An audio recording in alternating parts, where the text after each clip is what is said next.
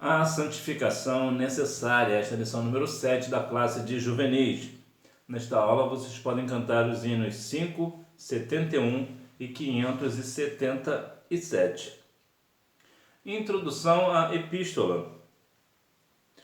Assim, essa epístola foi escrita para animar os cristãos, que estavam dispersos na Ásia Menor, cumprindo sua missão de fortalecer os irmãos, estimulando-os igualmente a manterem uma conduta santa enquanto peregrinam neste mundo.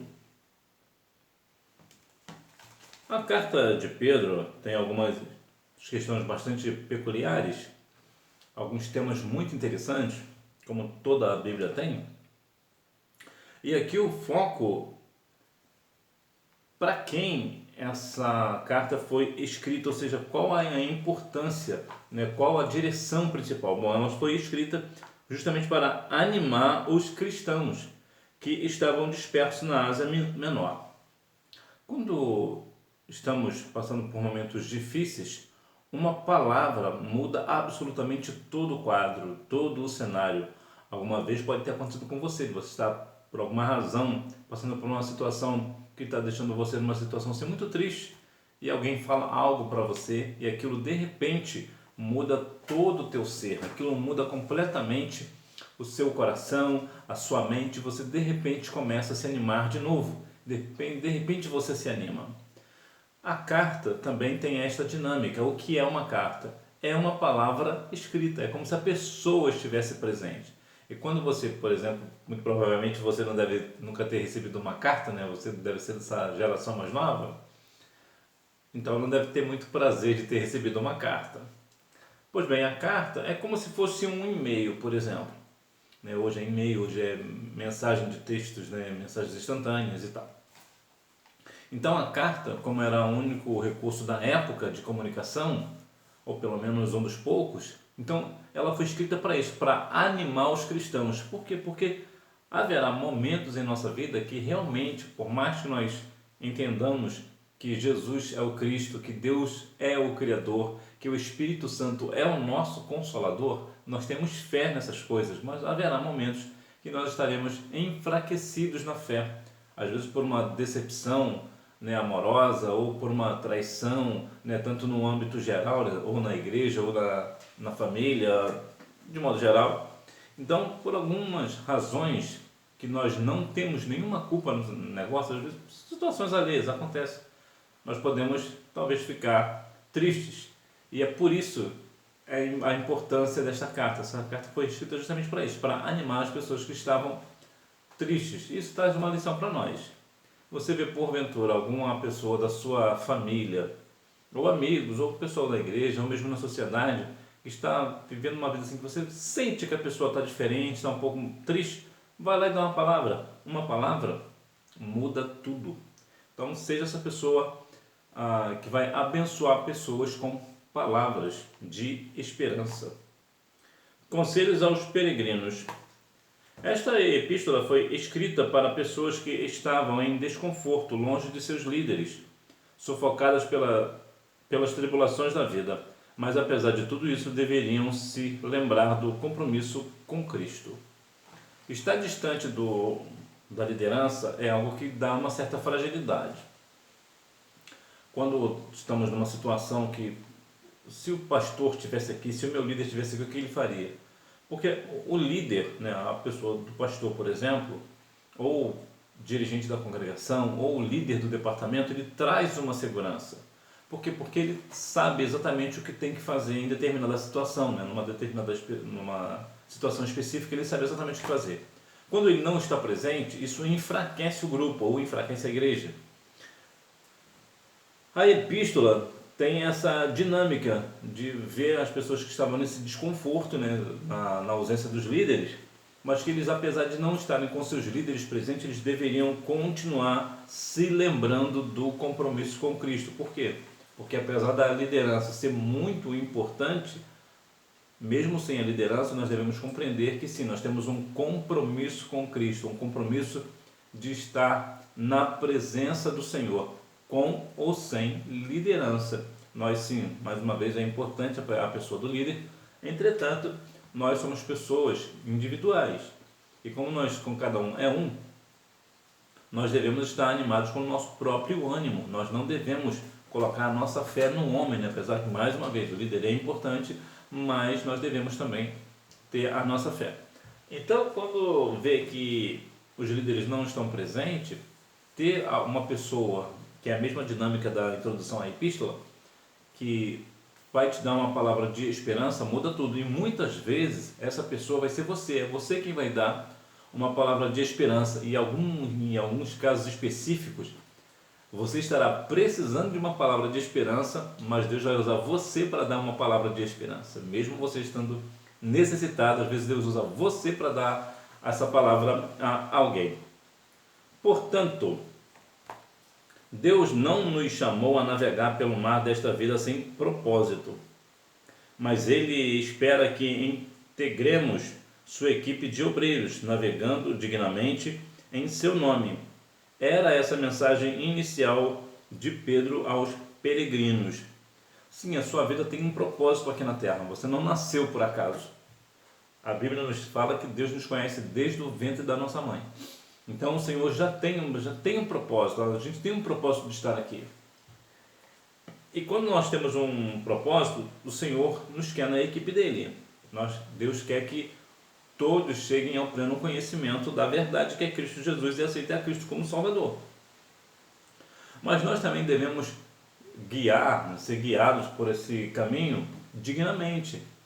O Senhor nos chama, mas nós devemos renunciar o mundo para seguir a Cristo. Nós devemos ser obreiros dignos, né, de uma forma digna. Não digo que a gente é digno de ser obreiro, eu digo no caminhar. Nós devemos ser andando de uma forma digna. Por quê? Porque nós não somos dignos de sermos, né, obreiros do Senhor. É o Senhor, por sua infinita graça e misericórdia, que nos chama. Então, uma vez que o Senhor nos chamou, nós temos que andar conforme a sua palavra. Ou seja, o digno aqui é uma pessoa que anda sem ser repreendido, que não há uma reprovação nele, é uma pessoa que está aprovada. E aqui eu vou abrir o leque, que é também para as mulheres, né? As meninas também da mesma forma, precisam também andar de uma forma digna, que ninguém, né, o adversário e nem os homens achem algum defeito para colocar, defeito que eu digo na questão de pecado, né? Não acha aqui um defeito nessas pessoas, né, em cada um de nós. Mais uma vez, defeito aqui é uma questão de pecado, porque todos nós somos falhos, né?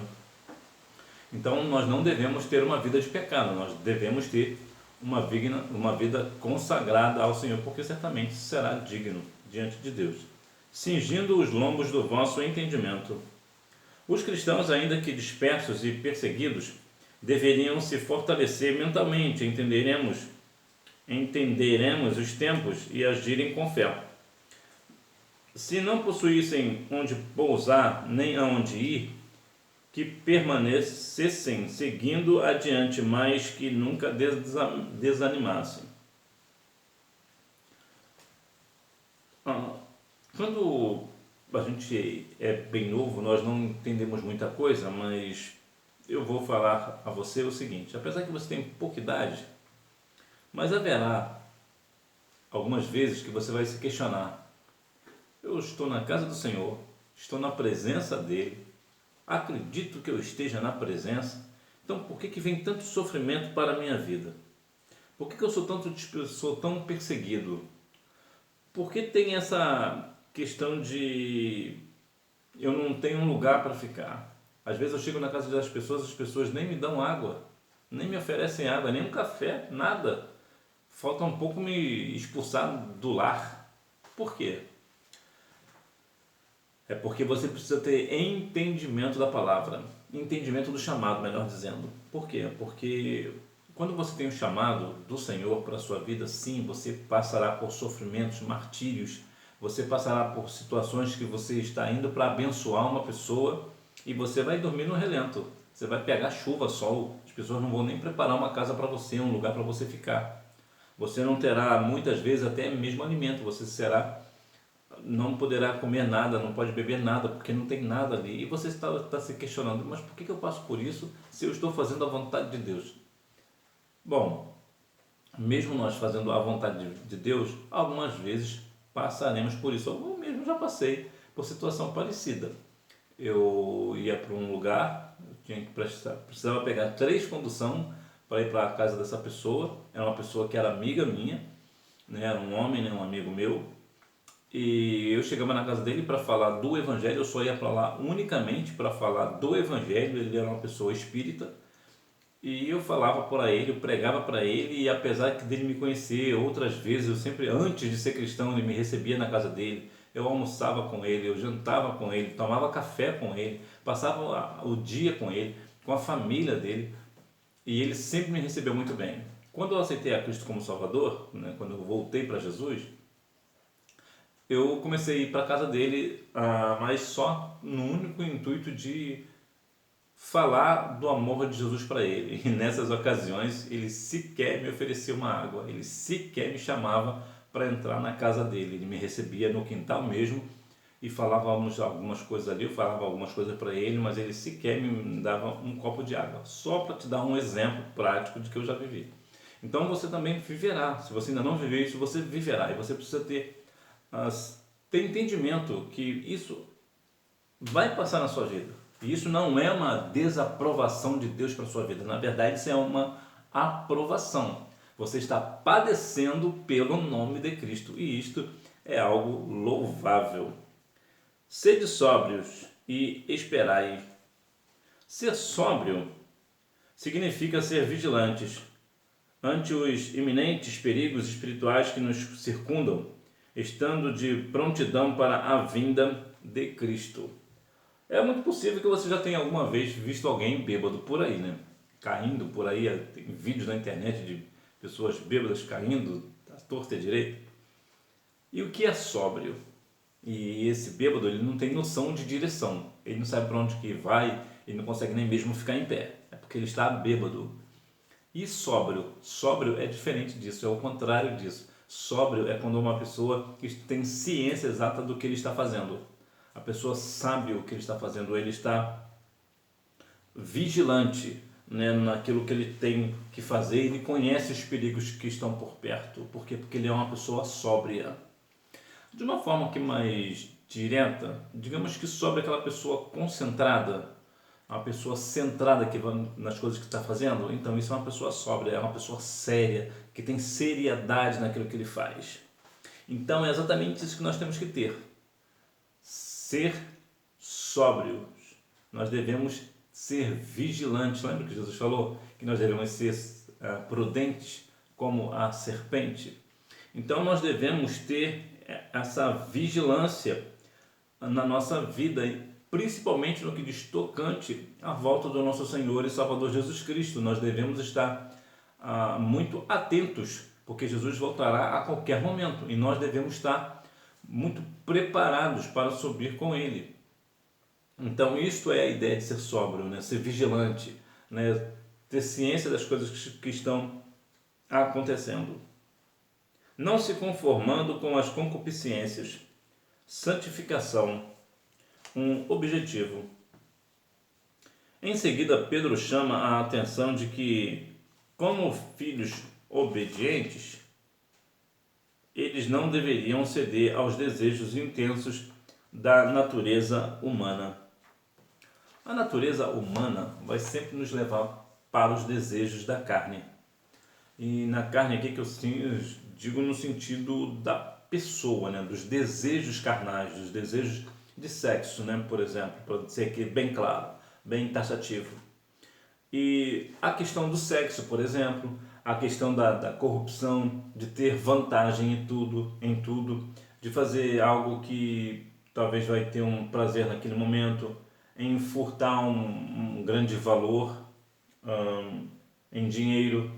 Então isso são concupiscências, mas a concupiscência é mais no desejo carnal, é mais no desejo desenfreado do sexo. Por exemplo, o sexo antes do casamento é uma concupiscência da carne. A masturbação, independente aqui se a pessoa é casada ou não. Isso são a questão da concupiscência da carne. Então nós devemos viver uma vida de quê? De santificação e não de concupiscência. Nós devemos ter a nossa vida de santificação, ou seja, sermos separados para Deus. Nós devemos estar neste propósito. Santidade em toda a vossa maneira de viver. Aqui vai apertar, hein? A santificação é um processo contínuo em que buscamos um elevado padrão moral e espiritual, e isso não se consegue apenas com os momentos que passamos na igreja. A santificação, ela é um processo, e esse processo ele tem um tempo de duração, a vida inteira, por toda a sua vida. Se você viver aí 200 anos, o seu processo de santificação vai demorar 200 anos. Por quê? Porque a santificação é todos os dias. Você não pode achar que porque você foi à igreja, você foi santificado. A santificação é muito mais do que isso. É muito mais do que ir à igreja. Até porque até as pessoas ímpias vão à igreja, até os bêbados vão à igreja, até as pessoas que vivem uma vida promíscua vão à igreja, e nem por isso eles vão ser santificados, mas não vão mesmo. Primeiro eles precisam aceitar Cristo como Salvador, e depois a questão da santificação é um processo que durará a vida inteira. Há uma diferença aqui sobre a questão da santificação, para te dar um exemplo, que às vezes as pessoas se perdem. A santificação é um processo que vai durar a vida inteira? Sim, vai durar a vida inteira. Mas imagina que, por exemplo, na sua igreja, uma pessoa aceitou a Cristo e ela tem uma vida completamente promíscua diante do Senhor. Está aí há anos e anos a fio, fazendo tudo que não provém de Deus. Então essa pessoa aceitou a Cristo como Salvador. É claro que ela não vai ser santificada da noite para o dia. Mas se ela morrer naquele dia que ela aceitou a Cristo, como ela não é uma pessoa santificada, ela vai ser salva? Sim, ela será salva. Por quê? Porque ela aceitou a Cristo como Salvador, ela creu na mensagem do Evangelho e não deu tempo dela se santificar. Então, como ela não deu tempo, então aquele passado dela é esquecido. O problema é quando a pessoa aceita Cristo e continua nas mesmas práticas toda a vida, ela não melhora em nada, ela continua na mesma situação perversa. Então, nesse caso aí, ela não estará perdida. Por quê? Porque existem dois processos na santificação de modo geral. Aquela santificação instantânea, que é aquilo que eu acabei de dizer, né? Quando a pessoa aceita Cristo, a vida dela passada ela é eliminada, acaba com aquela vida de pecado, é imediatamente apagada, vamos assim dizer, né? Deletada ali. Então, daí vai contar dali para frente. Se dali para frente ela começar a melhorar, ou se ela parar de fazer aquelas coisas erradas, então o processo dela foi algo extraordinário. Então ela vai continuar naquele pique de não pecar. Mas se ela pecar, dependendo do caso, haverá uma santificação durante a sua vida. É um processo que dura a vida inteira. Então nós devemos ser santo hoje e mais santo amanhã. Ou seja, amanhã nós deveremos ser mais santos do que fomos santos hoje. Então a santificação ela é um processo que vai durar a vida inteira. E isso em toda a maneira de viver. Inclusive na questão do comer, né? De se alimentar. Tudo nós precisamos fazer para a honra e glória do Senhor. A Bíblia nos diz aqui em 1 Coríntios, no capítulo 10, vai nos falar algo acerca deste negócio.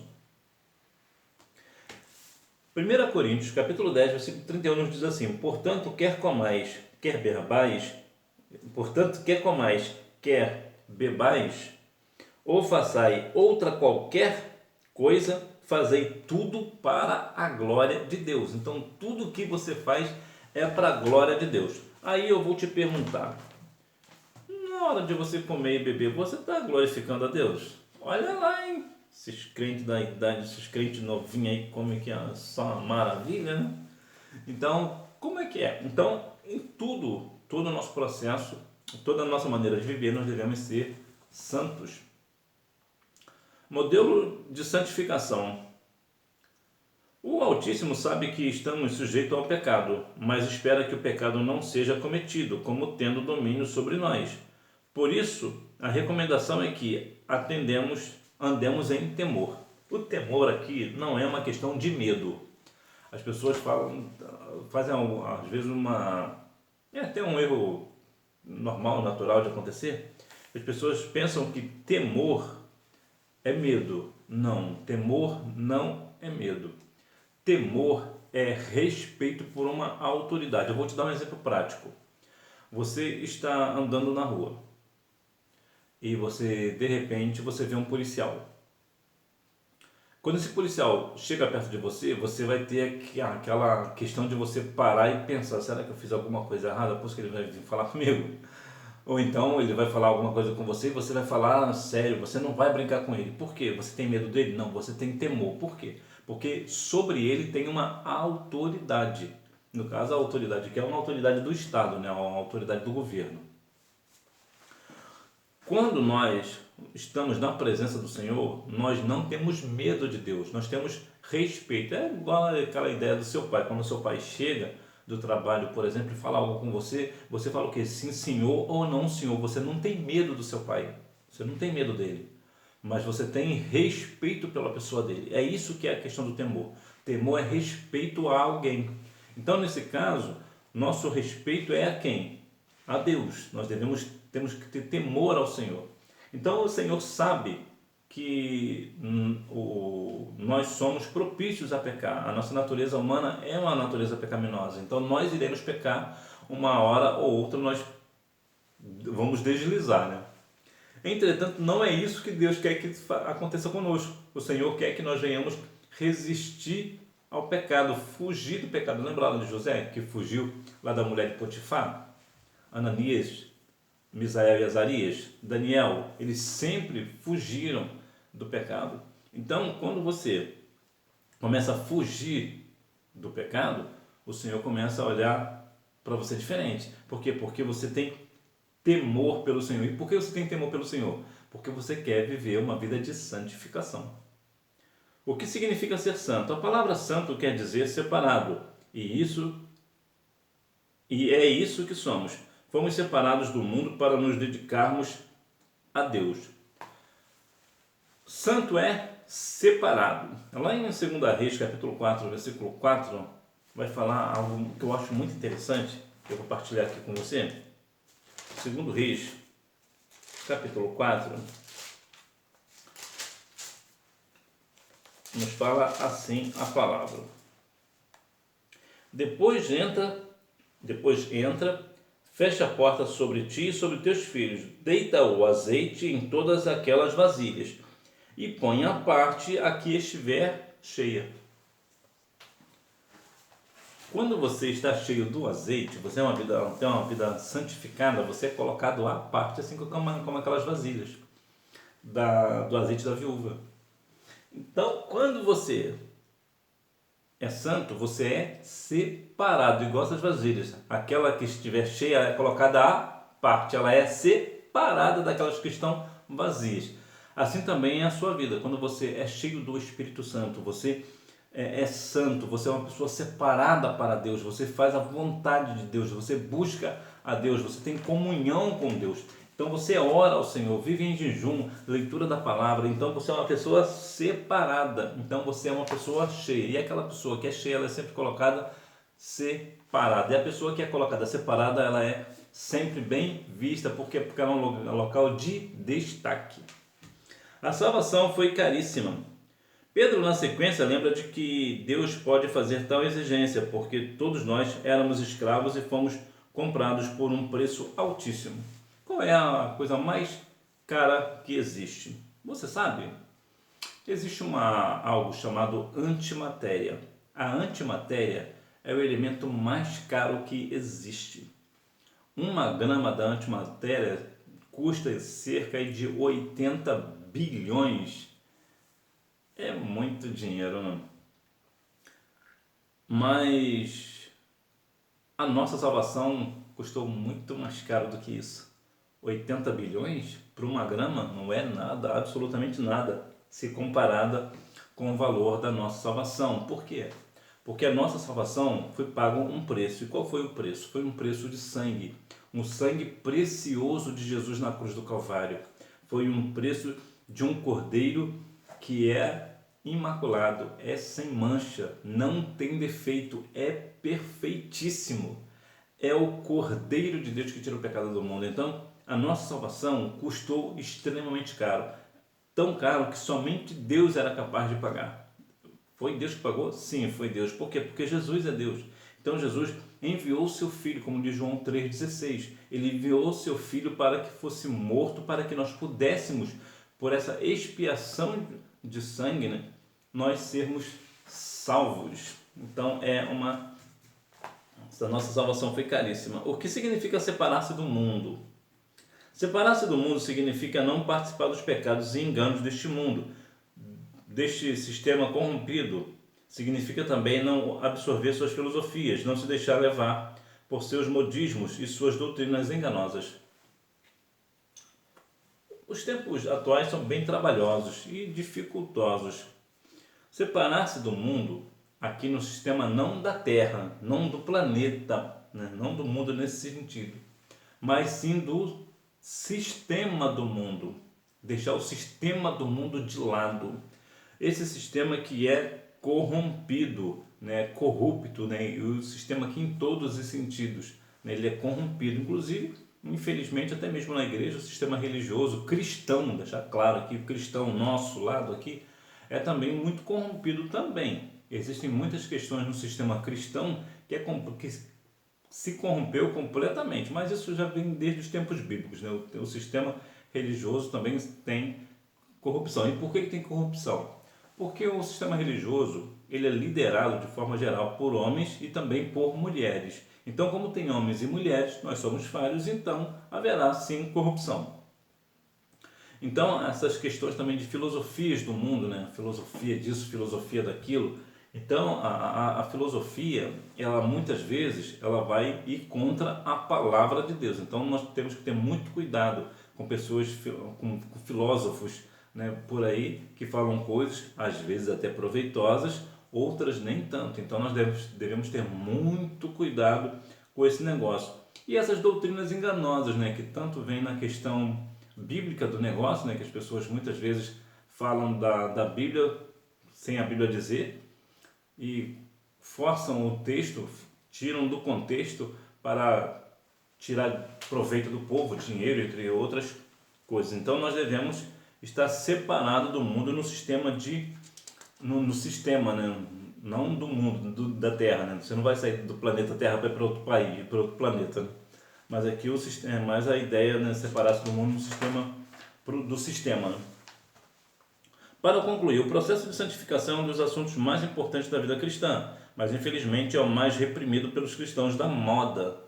Para eles, Deus apenas necessita do seu coração. Na realidade, o pecador, necessito dar tudo para Ele, coração, alma e corpo, vestes e comportamentos, a fim de que receba pela graça e misericórdia a coroa da justiça. 1 Tessalonicenses capítulo 5, versículo 23, vai nos dizer que nós devemos consagrar ao Senhor corpo, alma e espírito. Então não entra nessa conversa de que Jesus só quer o coração. Não, Jesus não quer só o coração. O Senhor nos quer por inteiro, corpo, alma e espírito. E o corpo aqui é o corpo inteiro, dos pés à cabeça, não é somente o coração. Então nós devemos, a cada dia mais, não ser esse crente cristão modinha, né? Que o cristão que está na moda, é uma moda que só o sangue do Cordeiro, só Jesus na causa, mas que nós venhamos ser cristão no sentido de estar separados para Deus, né? Nós temos compromissos com Cristo, né?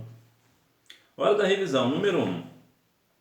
A primeira carta de Pedro foi o primeiro livro admitido no cânon sagrado. Número 2. Pela tradição, acredita-se que tenha sido escrita entre 63 e 67 depois de Cristo. Número 3. A discussão principal gira em torno de saber se a Epístola Universal foi escrita antes ou depois da perseguição de Nero. Aqui no caso, 64 anos depois de Cristo. Número 4. Significa ser sóbrio, ser vigilantes ante os iminentes perigos espirituais que nos circundam, estando de prontidão para a vinda de Cristo. Número 5. Se invocais a Deus como Pai, andai em temor, ou seja, aqui em obediência, em respeito a Ele, e que nós venhamos a cada dia mais compreender a santificação necessária da nossa vida. Que Deus e Cristo continue abençoando a sua vida, e eu te aguardo na próxima aula, se Deus quiser. Tchau!